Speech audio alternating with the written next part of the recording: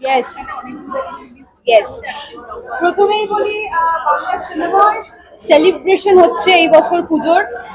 চারটি সুন্দর বাংলা সিনেমা আমরা উপহার দিতে পেরেছি দর্শকদের। এর থেকে ভালো সেলিব্রেশন আমার মনে হয় না পুজোতে আর কিছু হয়। এবং আমার পুজোর ছবি দেখা শুরু হলো রক্তবীজ 2 দিয়ে। ইন্টারভেল হয়েছে, ইন্টারভেলের আগে অব্দি কতবার যে এই মোমেন্টস গুলো হয়েছে আমার, সেগুলো বলার নয়। যেমন ফ্রেম তেমন প্রত্যেকের অ্যাক্টিং, সেরকম স্টোরি কন্টেন্ট, এবং সব থেকে বড় কথা এখনো অব্দি যতটা দেখেছি 102% খুবই রিলেটেবল একটা স্টোরি লাইন রয়েছে।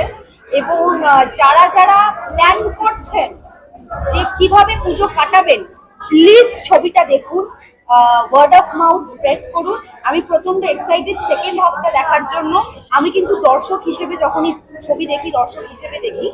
আর আমার মনে হয় আমার রিভিউ অনেকেই এই সময় শুনছেন, তো আমি বলবো the story is top notch. প্রত্যেকটা ফ্রেম, প্রত্যেকটা জায়গায়, কোনো জায়গায় আপনার মনে হবে না যে একটা জায়গায় বোরিং বা একটা জায়গায় ল্যাক করছে। সো প্লিজ সেকেন্ড হাফটা আমি দেখছি।